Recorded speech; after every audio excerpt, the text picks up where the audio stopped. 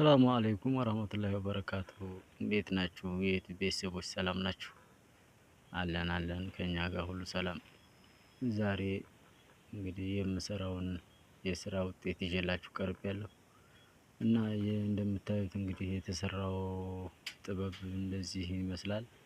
ይሄ የሸዋ ባህላዊ ልብስ የሆነ ነው። ስሙ አንገት ልብስ ይባላል።